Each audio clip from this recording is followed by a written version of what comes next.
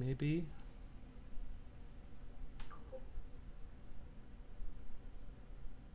YouTube's having... Oh, there we go. YouTube took a moment. Hello, guys. Welcome back to the Trek Wave with myself, Trev, and Grey Gamer 25. We are almost at the end of Discovery. Even Grey's slightly sad, despite the fact that Discovery wasn't one of his favourite shows. I think that's probably because he's going to go months and months without Star Trek content. Well, I'm mad and well, I'm disappointed, mad, but I'm mad for different reasons, though. Maybe we'll get into it after. Well, yes, yeah. I kind of don't blame you. Off the recording or live right now, Trev and I were trying to figure out when other Star Treks will be coming. Yeah. And we do know Lower Decks is coming this summer, although they don't say when, but it's supposed to be this summer. Although they don't say what was the other one? The Strange New Worlds is not going to come till 2025, which stinks, but we have no choice there. And then what was the other one? And then Prodigy has been said they're not going to be out until the fall. So might have a week. Well, it might work out okay because if Lower Decks comes out in, I don't know, let's just say July for argument's sake, by the time it finishes, then we should be not too far away from Prodigy. And also, Lower Decks is only going to be 10 episodes, kind of short because, this is their last season. Same thing happened with Discovery. They shortened up their run. What is it with the last season, man? They just sit there and go, let's cut some shows. It's like it happens a lot now these days. It's like crazy. It's kind of like when you're about to leave a job, Gray. It's kind of like that, but with writers. I think that's what it is. You want to know what's interesting? While I was going live there, I use a piece of software called OBS, which people are familiar with, and I use a plugin called Restream, I think it's called. That cannot update the category on Twitch. It thought I was still playing Star Trek Resurgence. That is really annoying. Maybe I'm going to have to. Maybe I'll actually tie it in with Streamlabs, Gray, and log in and out. We'll see, because we have the Extreme Gaming podcast as well that we do each week. So Google that for the Discord and come in and talk Star Trek to us, please, would you? And say you came from here so that we know you came from here. Let's crack on with the review, Gray, because we could rant and rave about all this other Star Trek stuff, and we'd be here for a very, very long time. So the penultimate episode, Season 5, Episode 9, Lagrange Point. Lagrange Point. We were thinking it was more French than it actually was. It's Lagrange Point. Lagrange, potato, Gray, potato. do you want to tell us what a Lagrange Point is? You could be your best science advisor. Yeah, without getting totally sciencey too much. The Lagrange point is, if I remember correctly, is a point in space where it basically has a one spot where the Earth, where it always remains over that part of the Earth. I used to think there was only one Lagrange point, but apparently I think there's three, and each one of the Lagrange points are there for a certain reason or for a certain spot on Earth that they have to be on. There's between Earth and the Moon. We know that for sure, but where are the other two? There's between the Earth and the Sun, of course. So where's the third one then? To be the Spock sciencey thing, positions in space where the gravitational forces of a two-body system, like the Sun and the Earth, produce enhanced regions of attraction and repulsion. A magnet. Where's the third one though? Where's the third one? We know two of them. Actually, that's funny. There's a good term they use for it as a slang expression: parking spots. I mean, they are. So I'm guessing the third one's probably between Earth and, is it Venus or Mercury that's closest to us? I think it's Mercury, but I may be wrong. So maybe that's where the third spot is. Who knows? Who knows? But it comes in very handy for satellites to be that in particular spots, whether it be for analyzing something all the time on a certain area of the Earth, or for communication reasons, or other kinds of study and research and so forth. I don't believe there's too many satellites in the Lagrange point. It is pretty far up. I think it's over 22,000. Oh yeah, really high.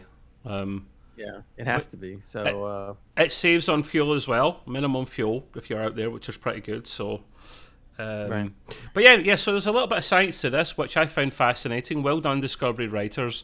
Gray was reluctant to even say that they've been doing better this season, so it's high praise from Gray when he says that. Yeah.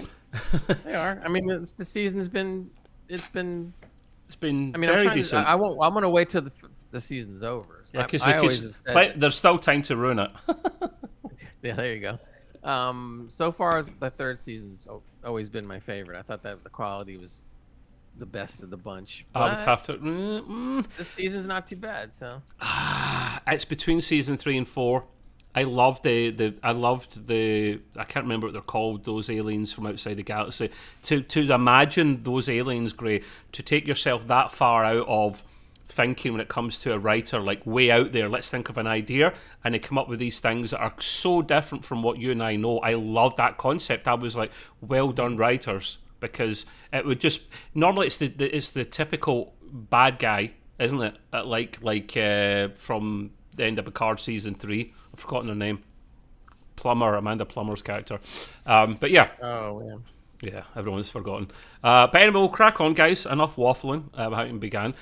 The reason this episode ended up being really good in both of our views, because we have the same score, is probably partly down to the fact that Jonathan Frakes is directing it. And number one is Mr. Star Trek, isn't he? Rumours are that he's being groomed to be a showrunner, which could be really great or really bad. I'm sure he'll get help. He won't be on his own, which is good.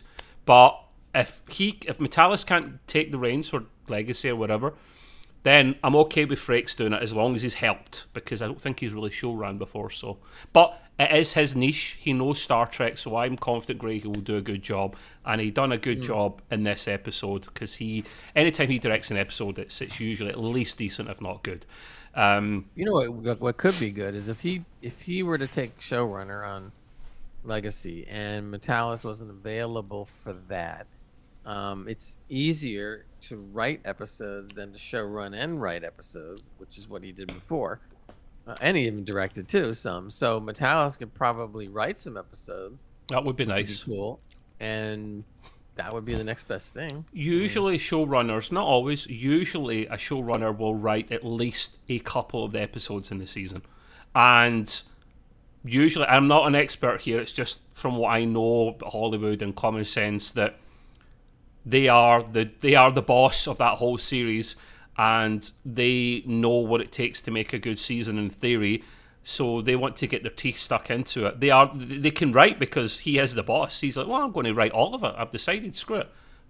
A writer wouldn't do that. Interesting I forgot which commentator I was listening to, but they said that in television, the showrunner has pretty much total control over the television show or whatever. Yeah. Whereas in movies, it's the director that has the total control. So it was interesting. Instead of the executive producer, is that what you mean? Executive producer's there if there's a problem, and he also has to take care of all the financial crapola, which is enough. Right. But as far as on the set when they're filming, the director's in total charge on a motion picture. But in television, it's the showrunner that's in charge, and then the director. So interesting. It's different for TV and motion pictures for whatever reason. It's been that way for a long time. Saying that, TV and motion pictures are getting a lot closer together than it used to be. There's not as much of a... They're actually blurring together. But anyway, so the good thing about the start of this episode is Saru's back. Yay! He's got flowers for his missus, soon to be Mrs. Tarina. And everyone's getting ready for the Breen arriving at the progenitor tech location. All hands on deck. And as Gray notes here, we both have a soft spot for Doug Jones. He is simply the best. But you had a little bit of information on Doug Jones you wanted to tell us, Gray? I didn't want to go. It might take a second, but the amazing thing about the amazing thing about what he's done or his body of work is like crazy. So there is some stuff that he's done that I didn't even realize he did. Okay. But just to give you a quickie, and he's done more than this, but to give you a quickie of the stuff he's done, he was the gentleman in Buffy the Vampire Slayer. I never knew that because I remember that episode and the guy was pretty creepy looking. Great. Just a quick hello to Howard in the chat, on YouTube chat. Hey, Howard. Hey, man. Carry on. He was also this character Baron Aphanos in What Do We Do in the Shadows, and wow, that character was so good. Great. We don't talk about what we don't talk about what we do in the shadows. Remember? I know. He was the Angel of Death in Hellboy 2. Oh yes, I love that character. Of course, he was Saru. Of course. Yeah. He was the Silver Surfer in Rise of the Silver Surfer. What? That was Yeah. Lawrence Fishburne, not the Fantastic Four movie. No, it was him. He was the Surfer. So. Oh, Lawrence he didn't voice him, Fishburne but dubbed the voice. right, yeah. But he done the mocap, right? Okay, He did it right. right. Billy Butcherson in Hocus Pocus. He was the Pale Man in Pan's Labyrinth, the one with the eyes on the hands. And Yeah, oh, yeah, creepy man. yeah. He was Amphibian Man in The Shape of Water, which won Best Picture. Huh. That was Del Toro. Okay, yeah, Del Toro. He's done a few things with Del Toro because Hellboy was Del Toro, wasn't it? The first couple. He was Abe Sapien in Hellboy. I remember that. That was the blue character, wasn't it? Yeah, and he was also a second character in Pan's Labyrinth called the Faun, Faun. He was more than one. Wow. More than one.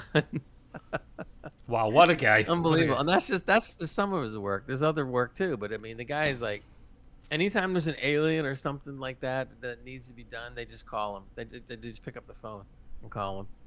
I mean, that's how good he is. Yeah, and he's a decent actor as well. It's not just about the the dress up and stuff, you know. To act in that kind of with all that prosthetic on and still make it like super believable. And the heat all day. Yeah, he is a rock star, to be fair. So, why can't we have him in Star Trek Academy instead? Like, honestly. Anyway, so moving on. One of the other Primarchs, her name I have noted down later on in the episode. It's that rival Primarch that was on Raynor's planet, and she's a nasty piece of work according to Raynor. So it's her that's literally going to try and take over. Discovery will be in the way, of course, where it's coming out to in this Lagrange point. Now, great. You know what we're like. I know what some of the viewers will probably think as well. We like to have a bit of a moan, and that's just how we are. And Gray usually agrees on most of my nitpicks and vice versa. Now, so a lot of the time in the 32nd century, we keep hearing about other methods of propulsion, right? We have transwarp, we have slipstream, we have regular warp. We don't see it very often. We have spore jumps. Okay, it's only one ship that can do it. Now, they are dealing with this Pathfinder drive, right? Pathfinder, yeah. Which I find fascinating. We don't see that. Hopefully in the finale we'll see that because Saru's on his way as we speak there. So I would like to see more of that. But let me see. Cost money. I know. But so, right, there's an interesting comment, Gray, about from Starfleet HQ that the Breen they pick this up on their sensors. The Breen are exiting the transwarp tunnel, but I'm getting an indication the whole time that they're just going from A to B in standard warp. Now, the reason I'm confused is we know that there's transwarp technology at this time, but you never ever see or hear of a Starfleet ship going into transwarp, despite having the technology. And then what's the usual saying, Gray? Oh, such and such needs help. They're getting beat up. They're getting smashed up, right? Oh, let's send a ship. Those ships in the area. I'm sorry. They can never get there in time because they're always going normal warp drive. But they've got transwarp, Gray. What's going on? What I remember reading not that long ago, actually, was the difference in speed with all these things. The problem is that Star Trek's always adhered to the fact that you cannot travel faster than the speed of light. So warp drive, if I remember right, goes like the warp 9.1 or something. 9.99999. Not regular warp. Oh, yeah. True. And then transwarp was pushing it to 9.5 or 6 or whatever it is. And then what was after that? New Star Trek is up to normal. Remember they had the old warp scale and the new warp scale. You're maybe thinking old warp scale, but new warp scale. In fact, no, old warp scale went past warp 10, and then the new warp scale went up to cruising of about warp 8 or 9. But the top ships can go warp 9.99 or whatever. And then you hit warp 10, and then you turn into an alien and have have sex with your captain. I think where it gets confusing is you have the warp, you have the transwarp, you have the protostar. From Prodigy. Yeah. Which is another. Right, that's another thing. That's a thing. And then you have the Pathfinder, so it's like, what? Yeah, there's too many. And each one is supposed to be only increments faster, but not breaking the speed of light. Transwarp is a good bit faster. Transwarp, we've seen it with the Borg. It's a lot faster. Now, listen, I know why they do it, because if the ship arrives too quickly, it ruins the storytelling. But then again, we have a bloody spore drive, and they manage to find their way around around that one. So don't say we have this technology if we never use it. It's a pet peeve of mine. I know it's silly, but yeah, I'd like think to. it's something that they don't have time to get into in a TV. It's show. the 32nd century. I would like to bloody see some. Oh God. Anyway, so anyway, the Breen are literally exiting transwarp, even though it looks like normal warp drive. But anyway, bear in mind, Gray, from the last episode, we saw Discovery in a bit of a mess. And it was pretty mashed up after escaping at the end from the Breen dreadnought. Of course, they have to make some repairs before they can do anything. Stamets does tell them it won't be bang on, because he's hungover after drinking far too much the night before, so he might be a little bit off. No, I'm joking. No, Stamets hasn't been drinking on the job. It's the nav drive. He's been hitting the mushrooms. He's been hitting the mushrooms. That's just what happens. He literally gets the mushrooms inside him. He must. I mean, he has a thing on his arm, and the thing goes into his arm. So literally, do you think Stamets has been tripping all 5 seasons? Probably. He's been tripping. This is why time doesn't affect him, or whatever. However that works. Imagine like when this is over, right, and the season's over, and there's no more spore drive going on, basically. Yeah. If you were to extrapolate stories from there, it's like, oh, what if he ever had a kid or something? Would the kid be able to be outside of time? Or whatever. Well, you say that and we joke, but Stamets is slightly out of time. Remember what Burnham said? That's what I'm saying. So you can imagine if he decides to have a kid, DNA-wise or however they do it, this kid could be like him, sort of. He'd be another mushroom kid. A mushroom kid, Jesus. So you'd have the main mushroom and a little mushroom. Oh. I've got a nursery rhyme in my head gone seriously wrong. Anyway, yeah. So they are a bit of a mess, Discovery, but they'll be able to make the repairs. They're literally at the start of the episode, all hands on deck. They are repairing the shit out of Discovery, getting it up to spec. But the nav drive has been damaged and they can't get it up and running. So Stamets will try his best to get them as close to as possible, which is fine. I mean, it adds to the story. Although another slight gripe, it's a really minor one. It really is. Why does Book seem to have unrestricted access to almost all of the ship, Gray? Why? I don't know. It must have been Burnham. Probably set up the computers. He's okay. Let him everywhere. Did IT just give him a guest pass? Is that what it is? A guest account to Discovery? Is that how it works? I was willing to let that one go because whatever. It's a storytelling. But the thing I kept on thinking about also was, how does he know enough about the systems to even help? I mean, I understand he had a ship and he knows. I get that part a bit more. He's a smart guy. Really smart guy. Because you're talking about a big old starship that he's not used to. He's only used to his little ship. He's never had Starfleet training. He's never been part of Starfleet. So exactly. So I mean, I'll just go over here and do this and this and this. Oh, really? Okay. Yes, I get that he's a main character of the show, right? And that he's Burnham's little bit on the side. But surely to God, a guest on the ship that's not part of Starfleet should not have unrestricted access. Right. And I know someone might go, who's to say he's got unrestricted access?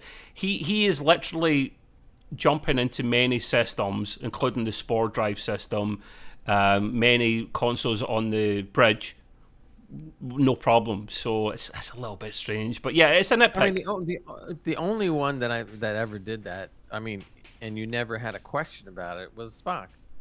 Because Spock is a different individual. He's an extremely intelligent Vulcan, and he can figure things out quickly. What's Spock got to do with it? He's the first officer of a starship. He's allowed to have all that access. There's a precedent, though, of what a character can know, supposedly. And Spock can look at something that's foreign and get it pretty quickly. Oh, is that what you mean in that? Right, yeah. Of course. So, but that would be the only thing, person, whatever, What they should have had is that Stamets should have said something like, "Book, can you go help my assistant engineer? We need to get this done quickly." Blah, Yeah, blah, blah. yep. And instead, he goes over there like he's an assistant engineer. I know everything about the ship.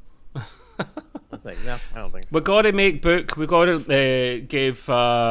Is it Dave Ajala? We got to give Mr. Ajala something to do. So, I like book. That's fine. Just a nitpick. That's all.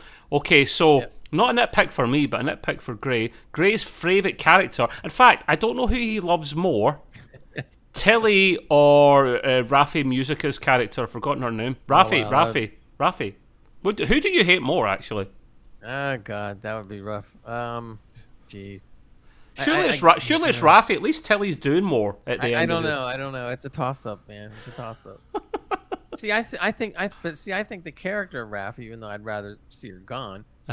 I think you can do something with the character should legacy ever happen. Yeah, she's a good first officer. I don't feel that kind of confidence with Tilly, at all. So in those respects, then I would say that Tilly would be the character I hate the most. Then I guess I would like to see. Is it Mary Wiseman? I'd love to see what else she's been in, just so I can. They always pick great actors for these shows. They're all good actors. I've not got a problem with that. It's always the writing and the direction they're given. I'm sure she's perfectly good at what she does for a living. She needs to be in some kind of a sitcom. I think she'd be perfect. Whoa! Seriously, she would be very good. Yeah, along with Jet Reno, of course. Yeah. There you go. Yeah. Like the Jet Reno. The difference though is that Reno or the actress that plays her, she can do both though. She's talented. However, You're right. If you could put her and Wiseman into a sitcom, it could be perfect. It could really be good. we just call it the Tilly and Reno show. Let's get a ring to it. I like that. I don't think that'll fly, but yeah, hey. Okay, right, fair enough. I'll go with it for now. Okay, shot down, moving on. So yeah, not Gray's favourite character. TNA if she had a name. No, that's worse. Like that's worse. That's worse. So Gray doesn't like Tilly very much, although she's not my favourite character, but I don't dislike her. She's got the smarts. Like, I think through her ADHD or whatever she's got, she's able to osmosis. Channel that into just being a smart brain, and she's because as soon as it's kind of cool when Discovery makes the jump, as soon as they jump and it's weird, like, to save money in the special effects, you just see the bridge spinning around, you don't see the ship spinning around, and when it appears, it's as if all shit has hit the fan, because red alert's going off and they're all over the place. The front of the hull is getting stretched far in front of them, and I'm thinking they've got a lethal dose, every one, of mushrooms on the bridge, and they're tripping balls, because you see the front of the bridge, it's stretching out into the distance. The thing that, now that I think about it, the other thing that's a bit comical, and they probably could have done it better, but anyway, Rayner said that because they're going to go to the jump, and he it's going to be difficult, and Rayner said it's going to be a bumpy ride, everybody hold on. But once they do the jump, no one held on, and they're all flying around the bridge. That's what happens if you don't listen to your commander. Listen to your commander. And that's been one of the pet peeves of Star Trek since TOS days. Is don't they have a seatbelt or something? Well, Greg, you shouldn't have said that. You're going to regret saying that. The only thing that the Kelvin universe done well is they put bloody seatbelts on the chairs. It's the only thing they done well. Well done. Everything else is crap, but hey, Yeah, but safety first. So they jump, they're in a bit of a mess, like everything's getting stretched in front of them. It's not a mushroom trip. They have literally jumped into the path of not one black hole, but two of them. And they're getting absolutely smashed up, as in stretched into spaghetti.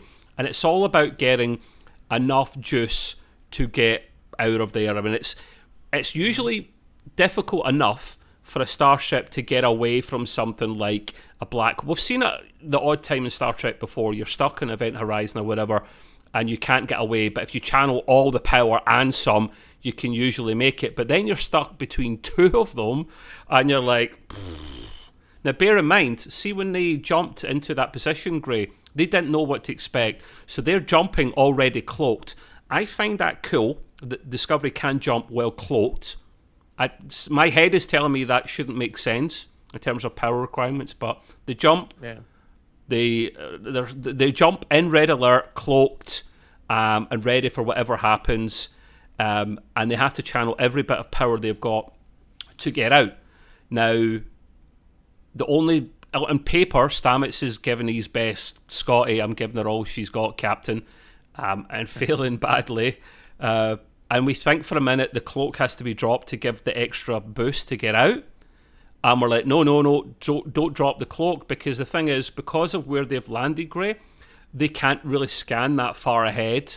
So they don't exactly know what's 100% out there in terms of, are the Breen there, are they close by? So they can't risk taking the cloak off in case they get absolutely smashed, and that's what would happen. So now this is where Tilly comes up with the smarts. She's like, okay, we don't have the power to get out because we can't drop the cloak.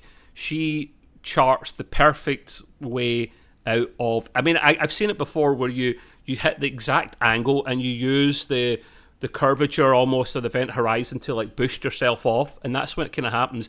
I like that little special effect of the ship being cloaked, but you can just about see it, Gray, while it kind of pulls away. I thought that was smart. Any excuse to see it. Basically, she found the Lagrange point between the two. Well, yes and no, but they don't see the tech at this stage, and that's where that is, the progenitor tech. But, I mean, essentially, she said we're gonna go in between. Kinda, the two, yeah, so probably. Where they cancel out each other. That's the Lagrange. Yeah. The only thing that bothered me though was that even though it's 32nd century technology, they said that when they popped in right at the accretion disk of the first black hole. And I'm sitting there going like, if that's the case, I just find it hard to believe, even with 32nd century tech, that they actually could get away from there. I'm sorry. You're talking about the strongest... let's put it this way. The strongest thing in the universe. The strongest known force in the universe, and even light doesn't escape, and you don't even travel faster than light, well, what do you think? Well, You're dead. My theory is, Trev, science brain Trev on, I think you might have said it yourself, they jump literally into the accretion disk of one of the black holes, not both of them. The other black hole is like beside them. So I think the plan is the Discovery is going to try and pull away with the power it's got and then go into the Lagrange point like you're talking about. So literally using both of them. Like if you were to squeeze inwards and then Discovery just shoots off. I think that's my best science there. Sorry, guys. And that's okay, I guess. But the thing is, the ship speed up, number one. Oh, yeah. Number two, they're trying to hold cloak, which also takes a lot of power. A lot of power, yep. So, but they still can escape the accretion disk. No. These are the nitpicks. Should have been more of an explanation. These are the nitpicks for me that kind of you lose half a mark from or half a point. They don't ruin the episode, but we kind of wanted... This is why we like Star Trek, because usually it makes sense, like the science to put into it, whereas Star Wars is more just absolutely batshit crazy space magic stuff, and there's not much science behind it. But I mean, what would have been wrong with maybe having the ship, instead of popping up at the accretion disk of a black hole, they pop up like literally on a dive bomb of a planet, and they have to call enough power to be able to get away from the planet that they're almost going to crash into. That'd have been cool. Well, that's kind of what happened at the end of season 2. Remember, they went through the wormhole into the future, and I think that absolutely smashed the ship up that they couldn't do anything. They were heading into the deck, and that's exactly what happened. Or great, you could have said they were going to be a little bit off. So when they're jumping, that's a risky jump because they don't know exactly where they're going to arrive. They could have arrived in the bloody black hole. Oh yeah, of course. Game over. You're not. If you're in the black, you game over. You're not escaping that one. Let's do it. Let's do a what if and see what would happen. Whoa, spaghetti. I mean, to be fair, the Discovery's already stretched to begin with, so it's going to be even longer. Yeah. Well, I know what happened there. Tilly would jump out, risk her life, and she goes into the black hole, and the ship escapes. Yeah, that would be perfect. Oh, I'm sorry. My colleague and friend here, he can't be devil's advocate and sit in the middle for a minute. His nails are smashed into the mast with Tilly. He is not going to remove them. Anyway. So while the crew do escape, thankfully, what annoys me is, at this very moment, as they escape, they see the progenitor tech in the distance. They're able to pick it up, and it looks like... do you know what it looks like? It looks like a barrel from Sea of Thieves. It looks like a Yeah. barrel of Sea of Thieves, Yeah, with like like a wine barrel or a gunpowder barrel. but a space gun box, or I don't know what it is. Yeah, that's what it looks like. Which I found amusing. No, it's a bit bigger than that. It's the size of a car. It's a container. They can't scan through it. Of course, they can't scan through it. That would be too bloody easy. And as they're going, oh, shiny, look, we should maybe go and get that. Too late. The Breen bloody dreadnought literally, and this pissed me off a little bit. The Breen dreadnought literally goes. Thing is, it isn't beat up. It can go straight to the point. I get a notification on my end. That happens. If someone followed or thank you, I'll need to fix that because I don't know what happened. Somebody subscribed. I just heard a noise. For whoever done followed or whatever, thank you very much. I appreciate it. Yeah, so this Breen ship is literally just jumped directly, almost beside the progenitor tech, straight away without losing a beat. Grey puts its tractor beam on it, goes yoink, and literally, if you listen carefully, it does make that noise. The Breen tractor beam yoink, and pulls it in, and then it literally just turns around, off again. Oh, actually, no, it doesn't go off again. It stays where it is, but it's. I'm thinking this whole time, why did the Discovery not go for that immediately? They were a bit caught sleeping behind the wheel, Grey, because they thought they had more time than they did. Yeah, I know, but you do hear Burnham say like, catch up, like get there quick, and we can't, Captain, we're too far away. Like, you've just you almost had it in your hands and you let it escape. Yeah. It's just a nitpick. It doesn't ruin it, of course. Well, the only thing that was good about that was most of the time I was expecting them to actually get it, but they didn't. So I was kind of like, oh, okay. So I don't mind it because it was a twist. So the Breen got it first, and we're like, uh-oh, what's going to happen now? Well, it does set up the rest of the episode, doesn't it? I guess, to be fair. Yeah. I kind of get that. I know these things are storytelling elements, and you know that makes sense. I just sometimes it needs to make sense in my head, you know. But their plan, I want your opinion on their plan, Grey. Once I say what the plan is, because I think initially it's actually batshit crazy. So they're talking about the plan. It's one of these scenes where they show you what the plan is before the plan actually happens, kind of thing. So they're going to go into a shuttle, cloak, because the shuttle's cloak as well, of course they do, and head to the dreadnought, and they find a weak spot, which happens to be in the exhaust manifolds, right, of their impulse drive, I'm assuming, and there's like 3 of them or something on the back, and they're going to try and sneak in there. Now, I'm thinking, first of all, of course that's a weak point, because shielding something that's probably thousands of degrees hot is probably too difficult to do, even in the 32nd century. And B, what does a fried 32nd century shuttlecraft look like, Grey? I'd imagine it might look pretty interesting. It looks gone. It looks gone. Bye. Never thought that one through. What did you think of their plan? Did you think that was a bit crazy? I didn't mind the idea of it, but they didn't really explain it very well. I mean, in other words, I like the concept of what they're talking about, but when they explained how they're going to do it, it kind of, didn't really hold up. Oh, it didn't make a lot of sense, did it? It seemed like maybe a half-arsed plan. Maybe? I mean, I would have said something more like, well, if we hide in the exhaust or the in the exhaust or the engine's wake, they won't see us. Okay, that could make sense because you could be really close and it's really hot, but it's not necessarily the engine. Yeah. And then once you're hidden, you basically can break off and then land right next to the engine. Yeah. Which they can't see. I would have gone for that one, but the way they said it was cool, but definitely not explained the right way. It's as if they didn't fully think this one through, to be honest. Exactly. To make the plan, you're back to the sloppy writing again. To make the plan even more batshit crazy, they're just going to waltz on there. I mean, of course, they're not just going to waltz on there, but maybe in their heads they're thinking we're just going to waltz on there, slap a transport booster on it. They call it something else, but to me, throughout the history of Star Trek, it's a transporter lock. Is that what they called it? They had a nickname for it later on in the episode, though. They're going to literally slap this onto. They're going to walk up to the artifact or the progenitor tech. The other name later on was the thingy. the thingy-mabobber, and just slap this thing on and waltz out, and they'll be able to beam it through the shields because there's a lock on it. Right, I get that, that's fine. How are they going to go onto the ship? They are going to go dressed as Breen, which isn't too far-fetched, Gray.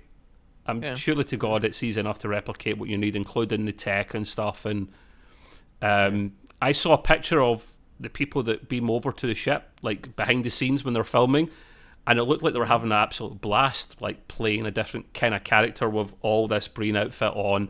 And the uniforms look I like. What's your opinion actually in the Breen uniform compared to the old Breen uniform? If you remember, I think it's better because they had more time to put into it this time and make it look good. So I thought it was kind of cool. I prefer it. I prefer it to the old one. The old one, it was just round one. The old one, their ship, they looked like they had a big nose because I'm sure the helmet came out a little bit like this. Yeah, they almost looked more like they were wearing a goggles. Goggles or a mask like the divers wear. And it sticks out. Kind of like yeah.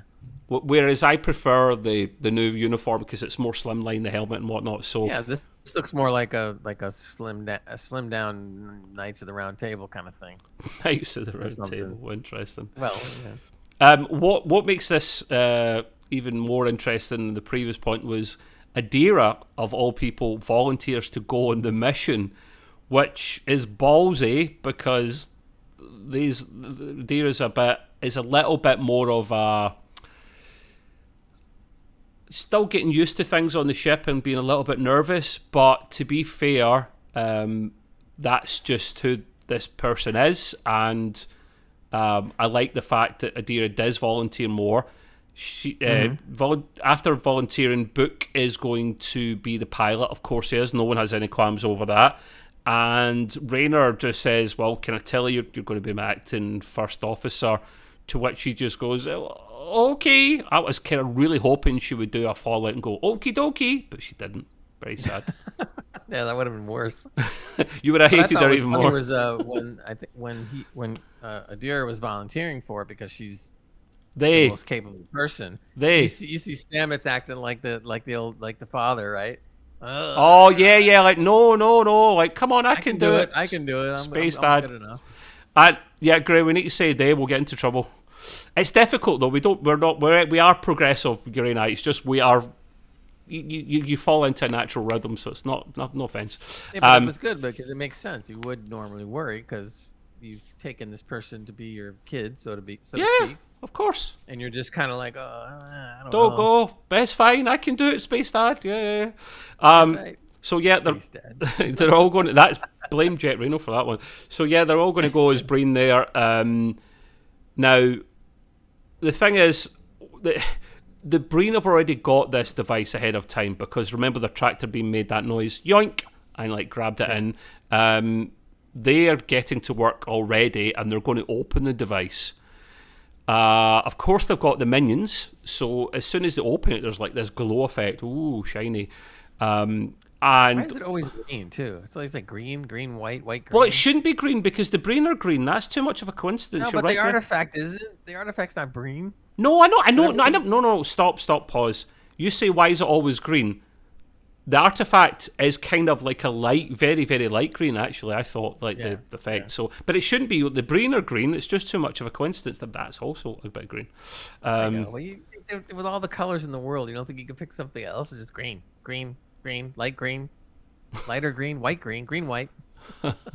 Stop nitpicking. You're ultra nitpicking now. I know. And Maul, who's kind of unofficial in charge at the moment, is kind of like minion. Please go and investigate it. And the poor soldier, he's walking up to it. You can tell. You can't see his expression in his face, but he's shitting himself. He is. He's kind of doing the body language. Nervous. Went up with a lock. The key. Remember the key with the clues on it. That's literally a key. Yeah. Puts it in the lock. Turns it. And I was kind of hoping for a noise, and he would step back and shit himself. But it opens. All good. And then she's kind of like, go and check it out, minion. And he's like, yeah, sure. Puts his hand towards it, and then the tractor beam noise comes along again. Gray, yoink, and then we go sucked in. And the guys get your mind out the gutter. I thought it was funny when they're all just kind of passing it around and going like, "You go in, no, you go in." So finally, the guy goes in, and of course he disappears. And then it was cool. Don't get me wrong, but I was just kind of chuckling a little bit because when they got the second guy to go in, what did they do? They tie a big rope on him. Why did you think that would work? Show. Just like a cartoon show. Look, put a rope on him. We can pull him back. So, and he goes in, and of course, he disappears. They go, well, what happened? The rope was there. It was too strong. see for the force of a body to pull the rope as well, and the rope gave way first. That must have been bloody painful for the soldier who had the wrap around. Like got squished right through his suit. Yeah, there's two parts of him now. There's two soldiers instead of one. Yeah, exactly. Yeah, but the poor guy, he's gone. Their scans pick up the fact that it is an interdimensional gateway, so we're thinking now this makes sense, Gray. It would have been too easy. Bear in mind how difficult it was to even get this far. It'd be too easy if this thing is sitting at a Lagrange point and they open it and inside is the shiny tech. That would be too easy, and I'd be disappointed in the writers. So I'm kind of glad that this is just a gateway to take you to where you need to go, where there's another gateway to take you to the gateway to take you to the gateway for the progenitor tech, and then there's another gateway to get back. You still with me? You know who they're going to see at the other end when they go through the gateway? Oh, the Guardian of Forever. No, but that's a good one too. No, they're gonna see Cisco at the other end. Cisco. Like when he went into. You remember when Cisco went in to talk to the prophet? No, he get beamed up to the heaven, space heaven. No. Yeah, exactly. But it looked kind of like that with the white, and all of a sudden you go in there and here's Cisco standing there going like, "It's about time you got to me." I can't believe I just said that, space heaven. Yeah, he's been stuck in there the whole time, Cisco, waiting for a rescue that no one's came. That's right. But yeah, so completely and utterly lost the plot now. So yeah, the poor soldier's gone. Now, remember, Lack, the dead guy, is still been sitting there. And that was a good one. And he's Lack the dead guy. Lack the dead guy. But he's been dissolving, Gray. He's been decomposing. This could have been hours. There's going to be a smell. You're right, but I'm going to assume they did something to. I don't think they've done anything. This is what they do now. This is the point. She goes up with a portable pattern buffer. I mean, that's cool. Right. 32nd century technology. Yeah, we both struggled with that scene. You realize where that came from, right? The 32nd century. No. Why she said it was that I'm going to take him and put him into the pattern book. Oh, I know why. I'm getting to that. I'm getting to that. No, not that kind of why. Where did that come from? The pattern buffer. It came from the TNG episode where Scotty was and the transport ship thing. You remember? Yeah. I remember that. Yeah, 100%. So now it's very common, and they can do it with one little thing. Device rather than an actual ship, which makes sense. I mean, that does make sense. She wants to hold his body in there because he's already starting to smell. I'm joking. I don't know if that. And she's going to keep his body in there. Much better. Keep him on ice. I mean, that does make sense. You're coming up with all of them now. The dead guy, he smells, keep him on ice. Jesus. What else are you going to come up with? He's dead, Jim. Dead Jim, exactly. but yeah, that does make sense. Keep him in there so that he's good. Now, right, okay, it's not a well, maybe it is a nitpick, I don't know. Now, he's been dead for hours, potentially, right, as I've just said. And surely to God by now... Or maybe a week because of the episode. You don't know. No, it's not been that long because it's a continuation. But yes. I know. And there's been brain death. Clearly, there must have been. Now... Oh, of course. Yeah. Now, it's a nitpick for me, however. For a human being, brain death happens after 8 minutes without oxygen, right? So... Who's to say, though, that with the brain, it is an alien species after all, that could be ours potentially. So I'll let them off with that, Gray. I'm not going to say it's a nitpick, but if they'd mention it with one word of or one sentence of dialogue to say, oh, it's okay, we've caught him in time, brain death doesn't happen for several hours, and I would go, okay, perfect. One line again, Sure. But then I have to counter a point you just said here. You've noted down here, does it matter, so is Spock. I have to come back to you that, and I'll tell you why I think you're wrong. Because Spock's Katra, his marbles, is stored in McCoy, so no brain death wouldn't happen. I think. Well, with a Vulcan, it's different, obviously, but this dude didn't have a Katra, so yeah, I get it. Well, an equivalent is we don't know. It's different. All alien species are different, you know. They're not like. They're cold. Maybe it's refrigerated. Maybe it's refrigerated. Maybe his brain's just in like I don't know. It's like I don't know. See, now that would have been a good explanation when you were saying on ice. Literally, that should have been like that. Well, yeah. Right. If they kept him super cold, he would have been like frozen food. He would have been fine. Sorta. Yep. But they didn't say anything about that, so I was like, okay. It makes sense. It does make sense. So they didn't say that, but no. He is tucked up. He's all good, like until the zombie episode comes on, probably in the last episode. I really hope we see Star Trek zombies, please. Now, the shuttle. Well, that would have been a better show than Starfleet Academy. Star Trek Zombies. There you go. Why not? If Marvel can do it, then like Star Trek can as well. Now, we do see some common sense to this plan that they've got to get into the Breen ship as they get closer to the ship and they realise due to the temperature of the exhaust, they only have about 60 seconds for them to beam over before it's destroyed. Now, that starts to make more sense. With 32nd century technology, there's only so much even it can withhold, but that gives them a good solid minute to get in close enough and beam over. Sounds easy, right? Mm-hmm. In theory.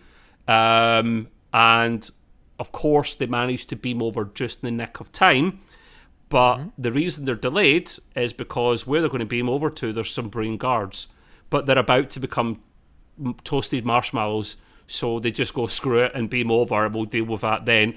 With just a couple of seconds to go, and Gray says for once he would like them to be maybe a bit more time to go, but that would spoil it. That would spoil the tension. I wouldn't really spoil it because you're just going like, wow, we cut that one close, or something. No, 20 seconds isn't close, is it?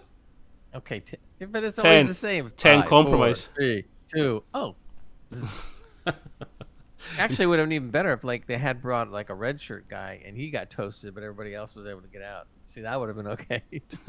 We have a Mr. Irish Guardian in chat on Twitch chat. Hi, Matt. What took you so long, man? Huh? What up, Matt? I hope you've watched episode 9 because we are kind of discussing it and spoiling it and making fun of it as well, in a good way. But yeah, so they avoid becoming Starfleet marshmallows, which is always good. And so we get Starfleet marshmallows and burnt mushrooms. Landing my ship, the USS Whoopsie. Oh, you cracked me up, man. You cracked the USS Whoopsie.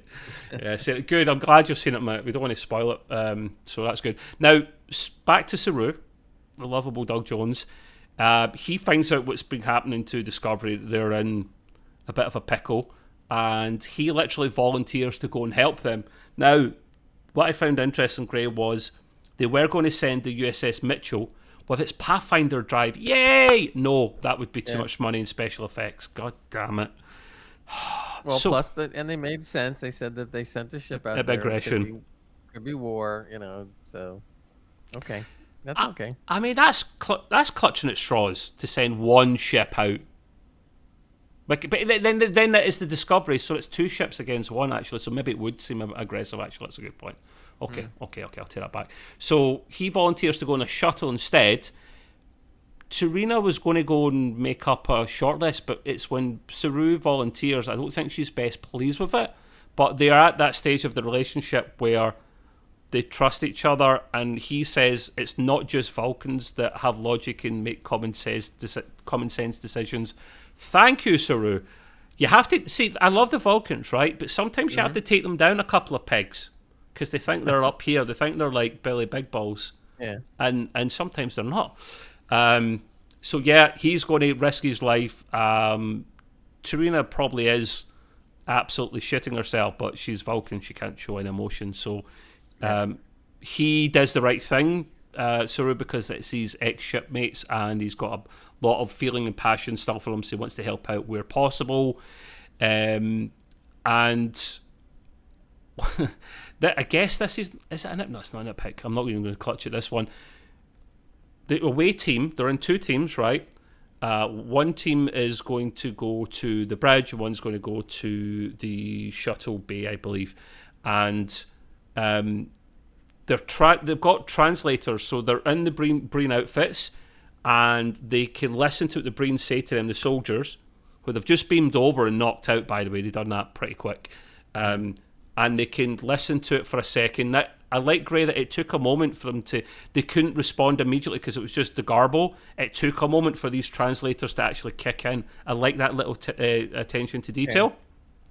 And then the computer or the translator gets used to it, and they can talk to the Breen and whatnot. But then they're able to talk to each other okay at the same time as talking to the Breen. I mean, it's not a nitpick, I'm sure. And Gray... It was like on another network. Oh, well, you don't cross Wi-Fi networks, man. You get it's not good. As Gray says here, no explanation required as a 32nd century loophole. I mean, it makes sense. Tech should be able to do that. I get it. They lean on stuff so much. It's just like, it's 36 seconds. They'll buy it. Now, don't look at the notes. Take your eyes away from the notes. I'm watching you. Who is it? Who's the leader of the second team that goes to the bridge? Or the shuttle bay? The Risey guy. Oh, that's close enough. I don't know if you were cheating or not. Lieutenant Reese. He sounds Welsh, doesn't he, by a name like that, whatever. Reese. He sounds Welsh. I like him. We talk about not seeing enough of the bridge. Yeah. Oh, total side note. I mean, we do side notes all the time. What happened to the pilot of Discovery? You know, the one that had like one dodgy eye, or it was like artificial, and she had the longer hair, and she was struggling with the piloting when she went into the 32nd century setup. You know what I'm talking about? Why no one remembers the She disappeared. She's gone. I haven't seen her for like the whole season, maybe. You know what I'm talking about? This Rise guy, whatever. I mean, and then when they cut back to the bridge later, they start saying people's names, and I'm like, okay. No, Matt, it's not the android girl. She's dead. Matt. She's dead. Yeah, she died way back. Oh, yeah, but she came back for an episode earlier in this season, if you recall. Time loop. Which was cool. That's very smart to sacrifice herself. No, you know what I'm talking about, Matt. It was her with one dodgy eye. She was the pilot for the first 4 seasons, and she's just gone. Maybe it's just contract thing, I don't know. It wasn't her day. It was the, Or the shift change just kind of got it. Hopefully she didn't pass, like, killed and I've forgotten. That would suck. That would be a bad Trekkie if I've forgotten that. But no. Like I said, no one remembers. Reese is the guy's name, mate. Reese. The Asian actor, I believe, right? He is in charge of the second away team, and his team reach the bridge. They're going to start hacking the Breen systems. Now they use that duodeca system, which is based in something that exists today that we discussed last time. Dewey Decimal system. Decimal. Well, okay, I'll take that. That sound. Are you? I don't know what it is. You're just winding me up, aren't you? So it's basically really smart computer tech, and it's not easy to hack. But that's why Adira volunteers, because Adira's got the hang of it now. Adira's been working on it and knows what's what, and they're basically going to hack the systems. Reese sees the lowest ranked officer, and I really like how it's like the equivalent of their ensign, and he goes up and he starts shouting at it, hey, there's a repair that's got to be done here, like, go disappear, like, okay boss, right? And then it's the comment Adira makes, which was hilarious. You just see the inside of her helmet. Everyone always picks in the ensign. That was genius. That was good. That was good. Credit where credit's due. It's true, so that was funny. Matt says that person that we're talking about, the old pilot of Discovery, don't remember her dying. Yeah, it must be just a contract thing, Matt, with the actress. It's probably what it is, because it doesn't make sense for a bridge crew member to just disappear. But these things happen. Now, we haven't had much of Rayner. Boo. But Tilly notices that Rayner doesn't ever sit in the captain's chair, right? He just keeps pacing up and down in the bridge and never sits down. And she kind of leans over the kind of the handrail. And it's like, Commander, you can sit down, let's take a seat. It's fine, like, no pressure, man, nervous. And what is it that Rayner says back? that just cracked He us up. said a whole bunch of stuff, but the basic line at the end was he said warm and fuzzy encouragement that I don't need. He's telling her, stop already. And of course, she just smiles I'm like, why would you smile? You should have frowned or something. See, no, listen, Rayner should be saying that. He has softened a bit and he's been more closer to the crew, but you still have to have that professional level. Like, Tilly, I like you, but leave me alone. We're not getting me to be all cozy and fuzzy and warm. It's just not happening. It's not me. And I don't want him to be fair. I really wanted him to kick her off the bridge. That'd have been even funnier. Do you notice though, right? Get off, you silly person. We discussed this before. See when you see him pacing up and down the bridge, right? We may have discussed it and I've forgotten, Gray. The outfits of the 32nd century, I don't remember if it was different from season 1 to season 3. I think it was. Their uniforms are such that if you look at the bottom of the uniform, it's as if the tailor was blind, because one bit is longer than the left-hand side, for example. Do you know what I'm talking about? One leg shorter than the other. Yeah, like it's not like a normal shirt. It's like as if it overhangs further down on one side. Does that make sense? Look, I couldn't keep up with their outfits just over the 5 seasons. Remember in season 2 they had the blue and gold or whatever that was. Oh, and yeah. Pike had to wear those too, so everybody's wearing like the same thing. I'm like, it makes zero sense to change the uniforms this much. You're supposed to change them on generation or make minor tweaks. There's no need to change them. Or you have your more of your military dress, let's say, if you want to call it that, when they're on official high-level business, and then you have your formal maybe version. Yeah, essentially, it's still a version, not a whole change. Yeah. It's almost like they have a fashion coordinator aboard the Discovery. Oh, okay. First, we're gonna do this, and then we're gonna do this. I need to take it in here, take it in there. Maybe they have a catwalk session at the start of each season, like to make sure it's what they actually want to wear. So you see Doug Jones with these big high heels on, doing the sexy walk down the catwalk with the new Starfleet uniform on. Same with Burnham as well, flicking their hair around. They look good. Yeah, you look. Did you ever see or hear of the show called "Say Yes to the Dress"? What? No. What the hell? It sounds shit. For people out there that are hearing this, and if they get it, they're probably laughing by now. It's a program where the bride comes in to pick her bridal gown, and the mother gets involved, and the sister, and the brother, and everything else in the world, and the drama involved in picking out a dress. And so the famous line is when she finally finds the dress she wants, she says, "Are you saying yes to the dress?" And then she goes, "Yes." Oh no! And this is like this with all the uniforms. Gray does quite a good female impression. You do a pretty good female impression. I like that. Dress up Fridays round at Gray's place. So, I.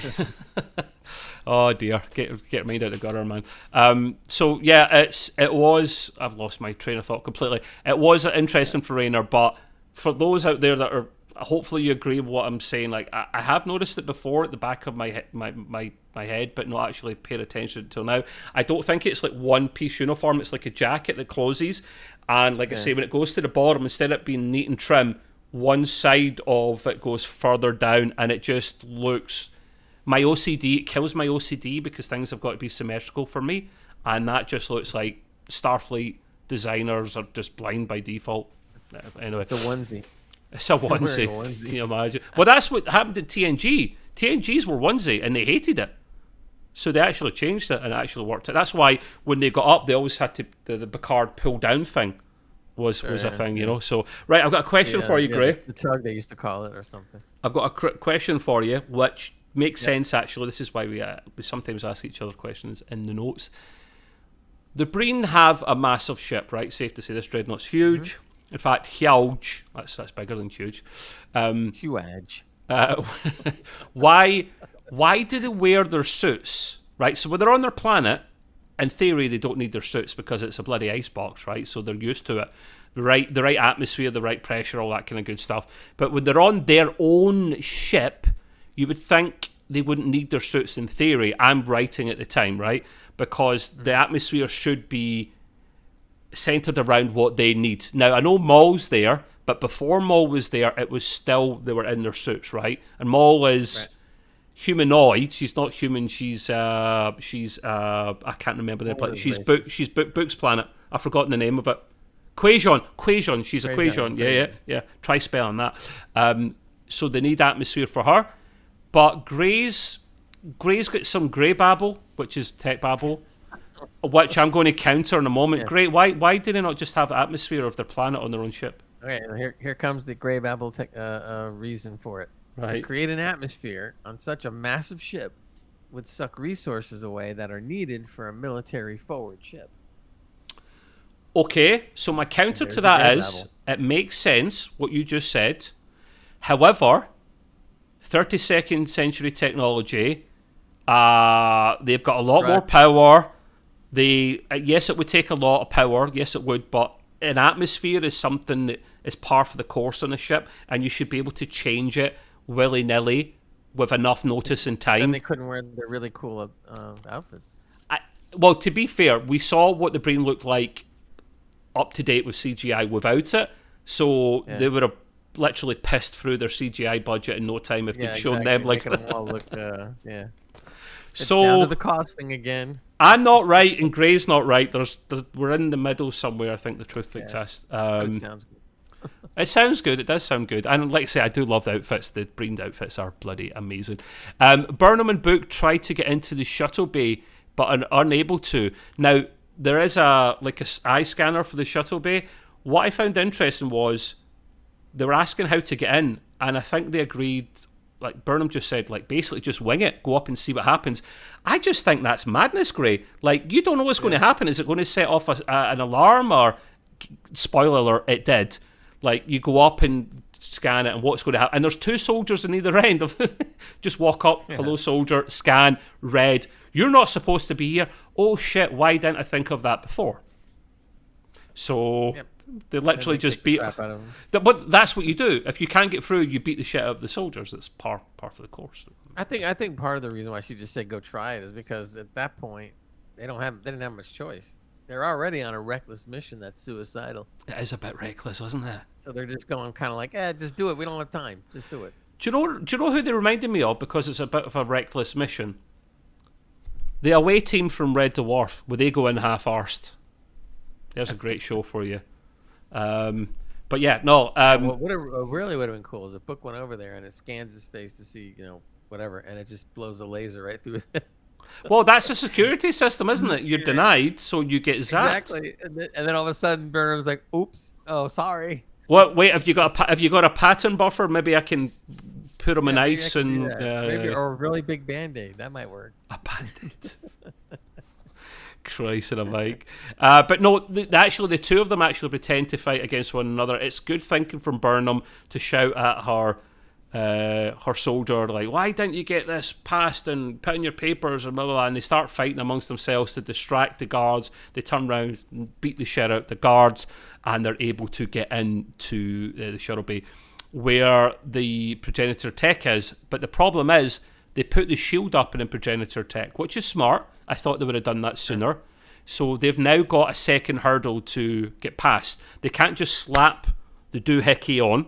They've got to literally put the transporter lock thing. We've got to take the shields down and then put that on, which kind of makes sense. Although a little cool feature comes up, part of 32nd century technology, that they're able to change the rank on their outfits, the away team, by, I don't know. Did she press anything? Did she just say it? Did she think it? But whatever happens, she gets a science badge. Just with her hand or whatever. But so you just do that, you get a science badge. Cool. Yeah, where's mine? Man. That's all it takes. No science badge. 32nd century crutch. I told you. We're struggling with that phrase, aren't we? 32nd century technology. Say it 10 times. Keep saying it. Keep saying it. No, don't. It was neat. Change herself into a scientist in a couple seconds. Luckily, no one saw her before she changed it. Well, yeah, true. Because they are However, they are in the same outfit suits, so it's kind of hard to tell what's what. So. Yeah, well, yeah, she does literally change it into the science division. She says time to science it up or something like that, so she can get away with being near it. So she's going to go up to where the power source is, take down the shields, and it should be easy in theory. Book is going to have to go and distract the guard looking after the progenitor tech. So his job is, in theory, he should just be distracting the guard. But Book, starts flirting with the Breen officer. and you just Yeah, see the inside of his helmet, which is hilarious. And he's like, "Yeah, I mean, the thing is, right? How does the translators work? Because you think you would ask him relevant questions, not, hey, what's up, man? What's happening? You know."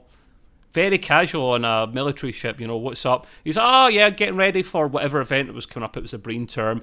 And he's, oh, yeah, are you taking someone with you?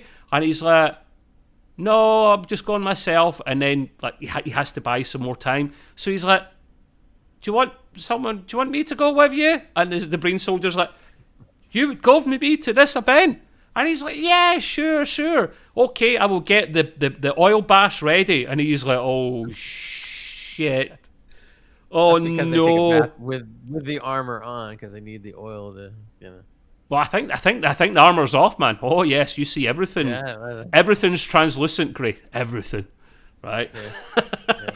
Yeah, that's true. and I can't get that image out of my head. No. I could make up another good one, but no, I won't. don't. We'll get kicked off YouTube. Keep the show clean. So this whole time, Burnham is trying to take down the power supply for the shield, and she's pissing herself laughing. Like, she's having a right proper chuckle. Oh, yeah, flirting with the enemy. Yeah, okay. Book's like, hurry up, please, hurry up. Oh, no, I'm going to take my time. This is cool, you know, having a good bit of fun with it. This is where humour is allowed in Star Trek. If you have a bit of humour and no more, Star Trek has had humour from day one.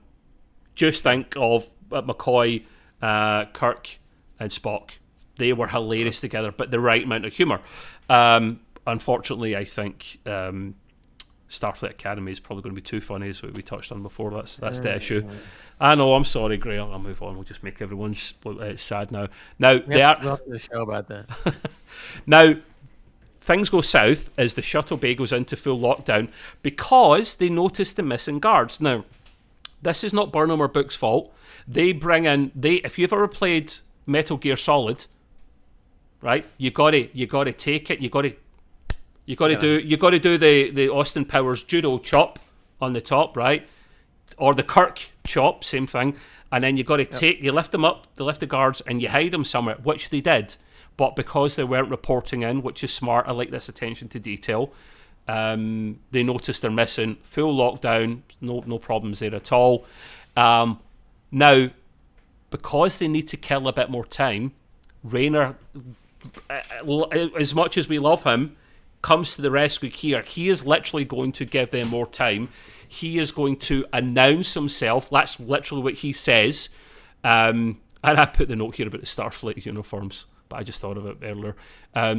He's got an absolutely batshit crazy plan to... I'm going to say, Gray, I remember what this is? Purely put you on the spot. Do you remember what Rayner's plan was to actually get into the shuttle bay of the Breen and help them out?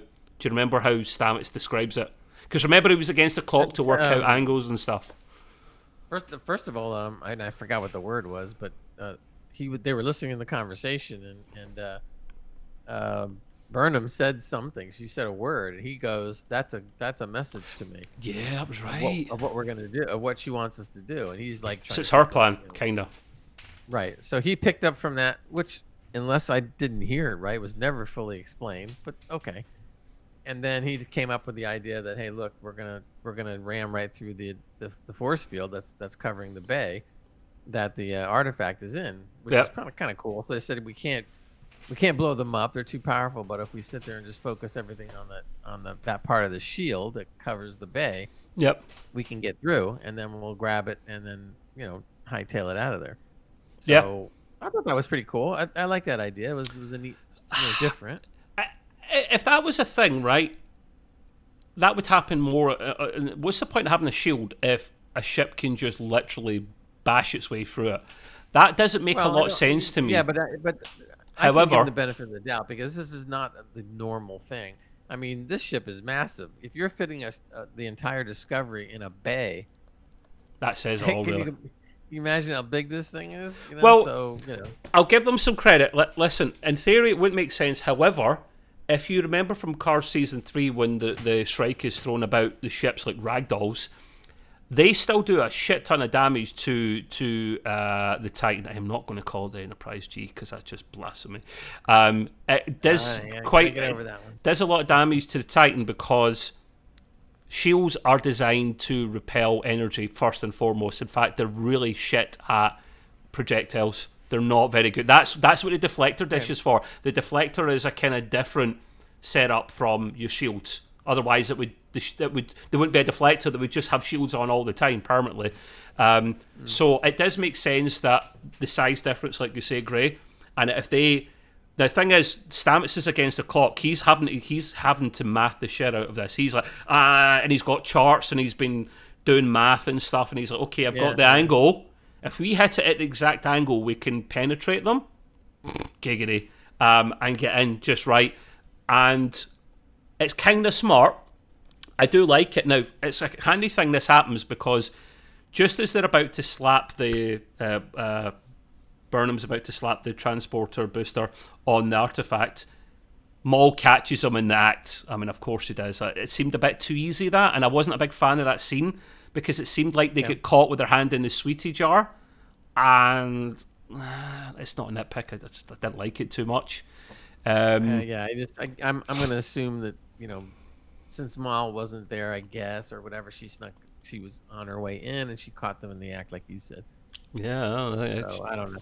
But I would think, to me though, what doesn't make sense is, why does the transporter lock gizmo have to be this big? It should have been just a tiny little thing that you could have just backed up and popped it on there and not said anything. Possibly, but bear in mind the size of the artifact itself and the fact that they had to then... It probably has to be a decent size because the Breen shields are up at this time. So to get it through the shields would probably have to be some kind of decent sized transmitter. But anyway, we're nitpicking, aren't we? But finally, although it's not exactly what Gray and I wanted, it was close enough. It was a little Starship tease, I like to call it. We get some Starship action. Now, instead of sneaking in, like we've just having shields up and the cloak. Actually, I don't think you can have... There we go, I think I've answered my own question. I don't think you can have shields and cloak up at the same time, but tell me if I'm wrong. Yeah. Because Discovery is cloaked at the moment, so you have to have the shields up to do this smash through, otherwise your physics is a thing. Right. So Rayner literally announces himself. He literally goes, and this was cool, like Rayner is a proper commander. He knows how to operate a starship, especially when it's red alert time. He goes to red alert. He says literally head towards the ship at this angle at maximum impulse, cloak off, shields up, and then just hit them with everything you've got. Now, every time I hear any officer say give them everything or fire everything, I think of Riker automatically the times he said that. Fire everything! And literally you just see Discovery coming in, pew, pew, pew, and I'm like, yes, finally! I've actually seen Discovery fire. I've forgotten. You see photon torpedoes or whatever they are going off, and the phasers are going off. But were you not expecting the tactical officer to go... Pandemonium. Sorry, Commander, I've forgotten how to fire the phasers. It's been like about a year since I used them. Can you remind me? Can you show me what button it is? Well, they had the tactical officer, and she's like, just he says, keep on firing. She's like... Oh, yeah, it's true. Yeah, but yeah, great. That's a great point. So while they're smashing, you always get this in Star Trek. Give them everything, fire everything, and then it seems to be after the first volley they kind of slow down or stop. And Rayner's like literally went, no, keep firing. Okay, I'm sorry, boss. Like everything's smashing into. Now this is not. Just said like this is fun. It is fun. Can we keep doing it? Who cares about the CGI budget? But great. These weapons, the firing is doing nothing to the shields. I mean, I wouldn't expect it to. I think it was the distraction. And you see the Breen Dreadnought's firing back, and it is smashing up Discovery. Right. But because the element of surprise was a thing, it literally just goes smash at the perfect angle. It goes in. Discovery knocks the shield out. It depressurizes everything. Literally, everything is about to start coming out. But before that happens, Maul jumps in. She sees what happens. She sees a starship heading right for her, and I don't blame her for going, "Oh shit, okay, I don't fancy my chances." I'm out of here. She doesn't have the outfit. Thing is, Burnham can put on her helmet, and I'm assuming she's okay for space. Maul doesn't. So Maul goes, right, I'm jumping in the artifact, gone. And then Burnham does the same. And Burnham has that look to Book, you know, like the lover, the long-lost lover look. And she's like, sorry, I've got to do it. But bear in mind, she has a piece of information that she got from the last episode from Fake Book. Right. A fake book in a library. A fake book in a library. I'm hilarious. And she knows an extra thing that she needs to do when she gets in there. She goes in after. Book's like, no, don't glow in your hand. What did I miss, Matt? Glow in your hand. Sorry. I maybe missed your comment, mate. I apologise. And then they're both gone. But then you would think, now this was a nitpick, Gray. You would have thought Discovery then would automatically lock on to it with the tractor beam, the artifact, and take it in, but it didn't. The artifact goes flying past them into space and almost looks like it gets crushed by the pressures of the black holes, which doesn't make sense because it was in the perfect place beforehand, and it doesn't explode, but it kind of like gets pulled apart into its actual gateway. If that makes sense. I didn't look at it as being the any gravity from the black holes. What I was looking at it is it was kept on bashing into everything, and every time it bashed into something, it was getting another hole. It got weaker, basically, yeah. So it basically just, opened up like a tin can after smashing into everything.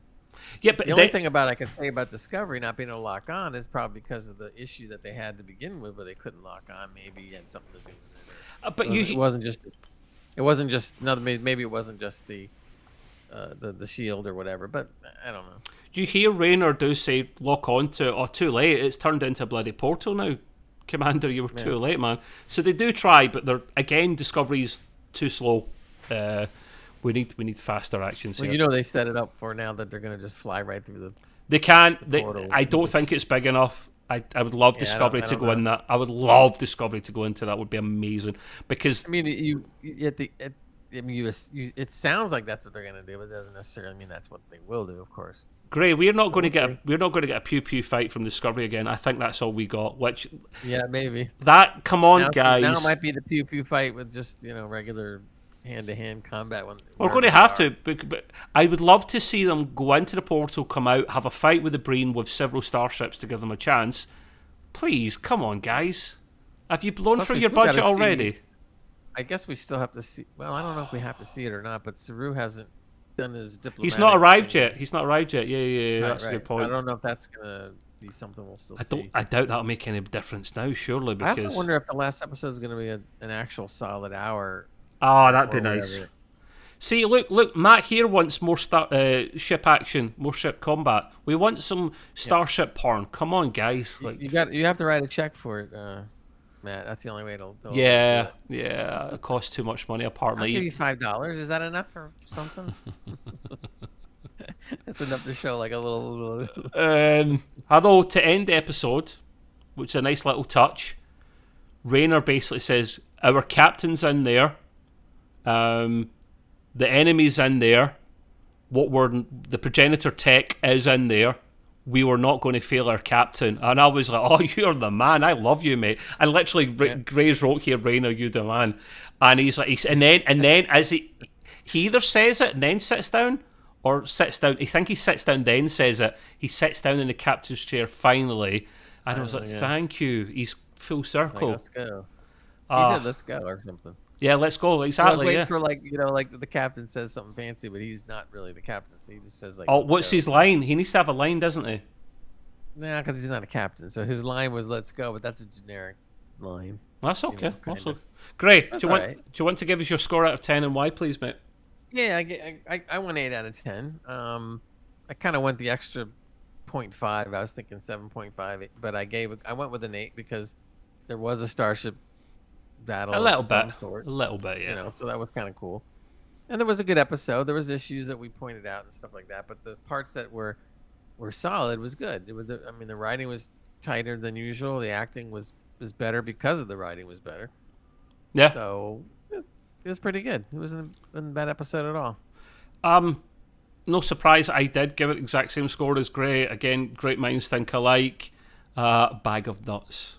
Sometimes I forget what I've said, Gray, and then I read Matt's comments in the chat, and I'm like, "What is that? What you're eating? Is that what you think I am? Gray is?"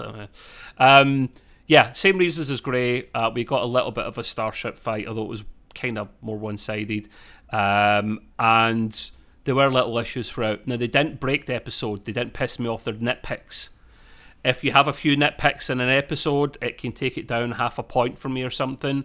If it was a big mess up from them in terms of the writing, it would take it down a point. That has happened before. But it's a solid episode. I've got a funny feeling by the time we finish this season, I think we're going to get a solid at least 7 out of 10 for the season because it has done a lot better. So if the finale comes in like a 9 or a 10, doubt it will, could nudge the season score up a little bit. So yeah, okay, man. Listen, it's been a slightly longer one than usual, but you know, it is the second last episode, so we'll wrap up there. All I need to say, guys, is the key thing is come along and say hello to us in our Discord. Again, just Google Extreme Gaming Podcast, because it is about the gaming podcast we do. It's about the Star Trek podcast we do. There's a room in there for the Trekway. It's about Gray's room that's in there, which is the entertainment. It's called Gray's Green Room.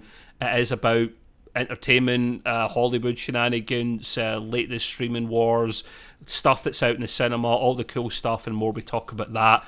If you come along there, say you came from this podcast and say hello. You'll get me back on Thursday for the short review of episode 10. And then Gray and I will be back to play part 7 playthrough of Star Trek Resurgence, if you like that. We're getting past the halfway mark, I think, now, Gray. And then Gray and I'll be back next week for the last episode review. That'll probably be a long, maybe an hour and a half episode. And then after that, there'll be something different. I had some friends round here. I have other Star Trek friends, Gray, sorry. The other night, and we recorded a 10-minute monologue on Voyager versus Deep Space Nine, because we have a mixture of fandoms there. And that'll be something that I'm going to try and do a little bit more original than clip stuff. So that'll be out in the next couple of weeks. So yeah, we'll wrap up there, guys. Thank you for your patience. Thank you, Matt, for saying hello, and who else has said hello? We did have a couple of people in there. Howard as well. Thank you, mate. Until next week, Gray, do your thing, please. Live long and prosper, everybody. Good night, guys. Bye. Good night, Matt. Bye-bye.